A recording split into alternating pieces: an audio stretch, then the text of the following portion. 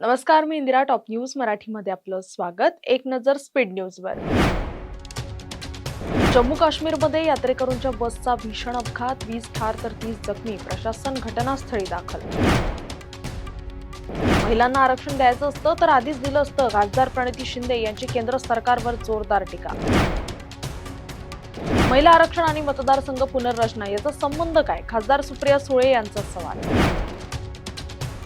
राज्यात महिला आणि बालकांवरील अत्याचारांच्या घटनांमध्ये वाढ, सुप्रिया सुळेंचं मुख्यमंत्र्यांना पत्र. 70 लाख महिलांचा 1500चा हप्ता बंद, अपात्र लाडकींकडून सरकार पैसे वसूल करणार. दादांच्या निधनानंतर साहेब थोडे मानसिक खचले होते. या वयात ट्रीटमेंटचं कोण धाडस करत नाही, पण त्यातून ते बाहेर आले. रोहित पवारांकडून जयसिंगराव पवारांच्या कुटुंबियांचा साधला. महिला आरक्षण विधेयक 2029 मध्ये लागू होईल. महिलाच विरोधकांना वठणीवर आणतील. जनमताच्या रेट्याने विरोधकांचे चेहरे उघडे पाडू, देवेंद्र फडणवीस यांचं वक्तव्य. सुट्टीत कामाचा डोंगर, जनगणना प्रशिक्षण की निवडणूक काम, शिक्षकांचा सरकारला संतप्त सवाल. बारामतीतील नवे नेतृत्व जय पवार, खासदार पार्थ पवार प्रचारापासून. ITMS प्रकल्प अंतिम टप्प्यात, वाहतूक नियोजनाबाबत अतिरिक्त पोलीस आयुक्त मनोज पाटील यांची माहिती. नाशिकमधील TCS कंपनीतील महिला लैंगिक शोषण आणि धर्मांतर प्रकरणातील आरोपी निदा खान प्रकरणी आज सुनावणी. पलाश मुच्छल विरोधात गुन्हा दाखल करण्यास पोलिसांकडून टाळाटाळ.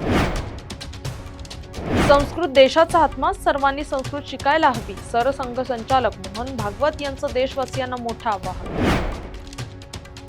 डोंबिवलीत 2.5 तासांच्या प्रयत्नानंतर घसरलेली लोकल हटवली, तरीही मध्य रेल्वे विस्कळीतच. छत्रपती संभाजीनगर महापालिकेत स्वीकृत 10 नगरसेवक पदाची निवड जाहीर.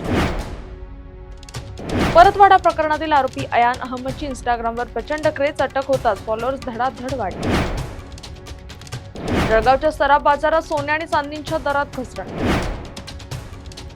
बीड तालुक्यातील उन्हाळी बाजरी पिकाचा अवकाळी पावसामुळे नुकसान.